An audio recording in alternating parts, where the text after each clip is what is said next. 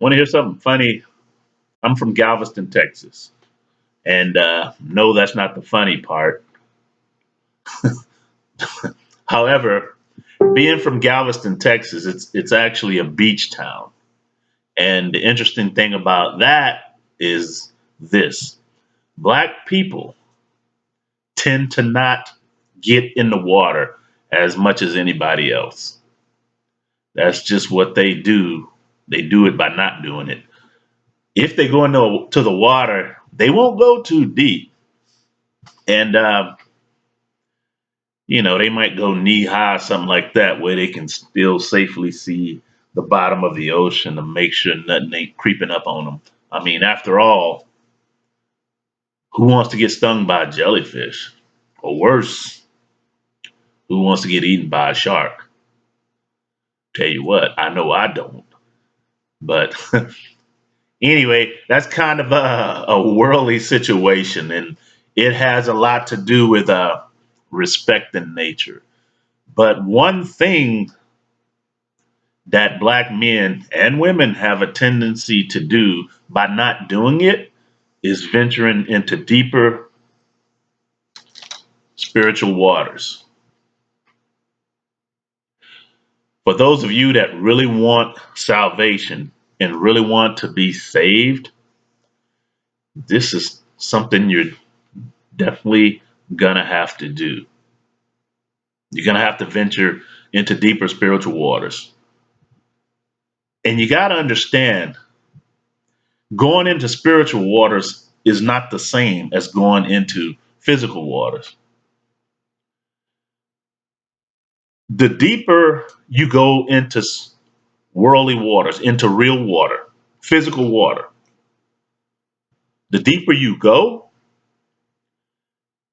and the longer you stay in, the greater the chances that you'll drown or get eaten. But it's the very opposite of the spiritual waters. The deeper you go into spiritual waters, the less chances of you getting devoured or stung by anything in the world. So, one of the issues is black people leaning on Jesus. Leaning on Jesus, leaning on Jesus, leaning on his everlasting arms. Well, I tell you what, read the four gospels closely enough, and you will see that Jesus preached self reliance. A lot of us have been taught to take that, oh, yeah, pray in my name, and the Father will give you that what you ask for. And then there's another instance where he talks about, I am the way and I am the life. You've been taught that taught to take that in wrongful context. Jesus, Jesus, in his mission, was trying to lead people out of the deep worldly waters into spiritual waters and take them deeper into that realm. But the opposite happened.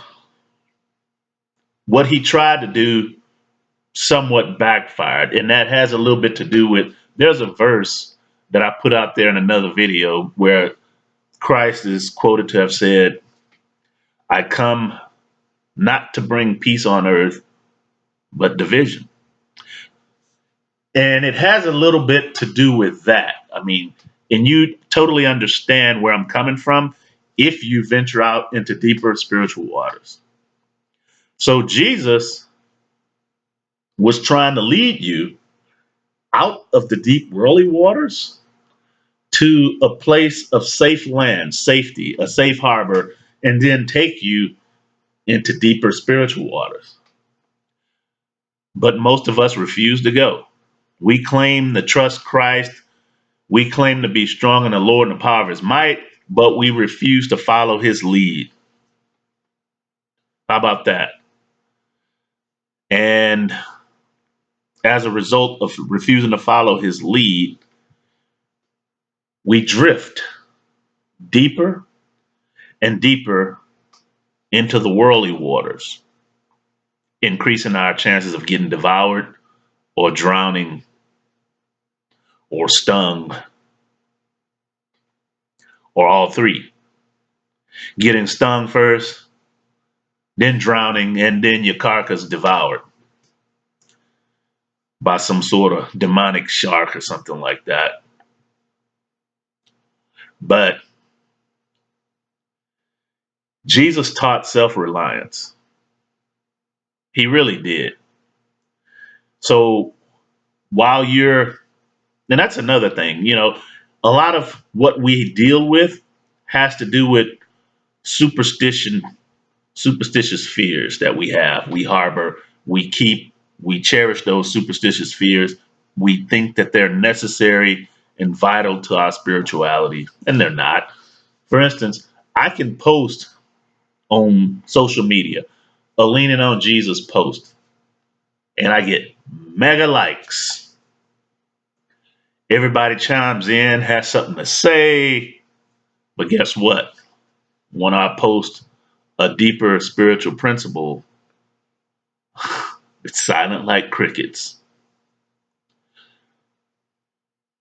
They read the post, but they can't hear me. And that's spiritually speaking, because the distance is too great for the sound to reach them, metaphorically speaking.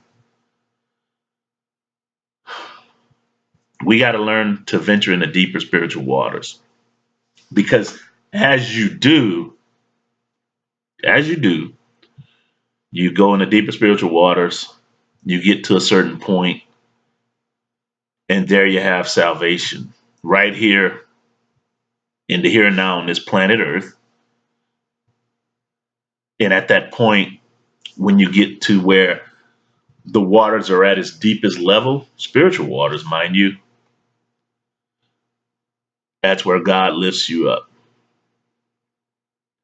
You're not leaning on Jesus, you're not leaning on the Christ, you're actually walking in fellowship with the Christ. So we got to understand and break out of these little superstitious fears. Here's another example: superstitious fears. For instance, I can bring up a topic or post something like the Watchers, the angels that left their habitation to take wives amongst the daughters of men. And people be like, "Oh yeah, the Watchers! Wow, yeah, they taught us how to work with metals and make swords and things, and they taught us the magical arts, and they taught women how to put on makeup." And people are really fascinated by that kind of stuff. And although there's truth to that, it's beside the point. Your mind is going in the wrong direction. You're dwelling on fear based doctrine as opposed to understanding what it means to keep your eyes on the prize, which is the spiritual light that you have to walk into. Anyway, understand how to realize where you're at in your worldly position, your spiritual position in this world. Because most people, I mean, you could be the exception looking at this video, but most people are in those deep worldly waters, and they're venturing deeper and deeper into those worldly waters.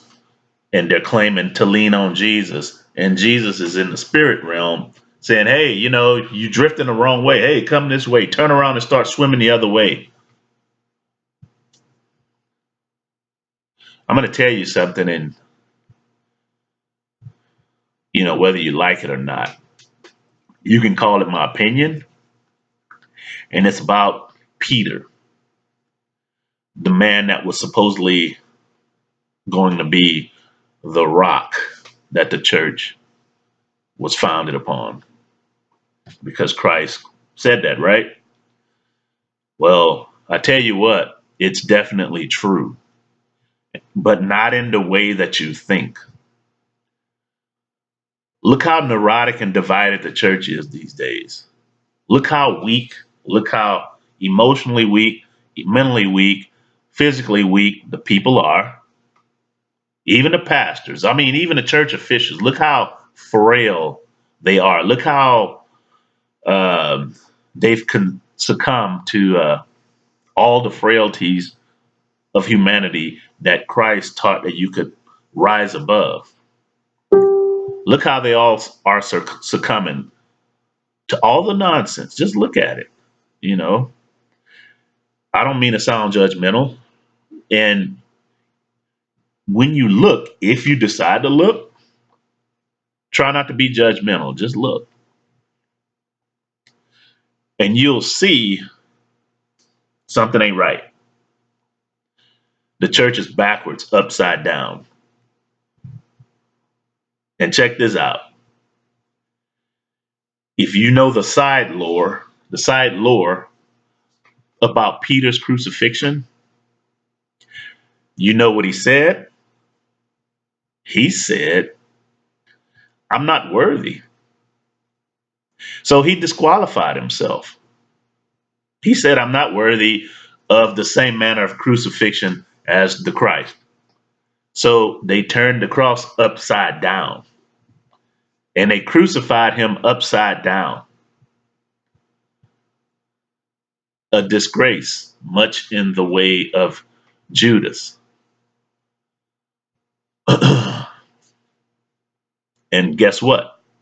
Since Christ's words had to have come true one way or another, likewise, the church is upside down. Even as Peter's demise, he went out in upside down fashion. You recall he did deny Christ at the last minute, just like Christ told him he would, right? Oh, yeah, he did. Now, that part is in the Bible. Now, here's another thing. There's another story in the Bible where Peter, the disciples were in a boat and they saw the Messiah coming, walking on water towards their boat, right? Yeah. And Peter wanted to walk on water and asked the Lord to help him. And he did it for a New York minute, got scared and started to sink. The man lifted him up. Oh, ye of little faith, get your tail back in the boat, man. You ain't ready. What about you? Are you ready? You may be backwards like Peter was.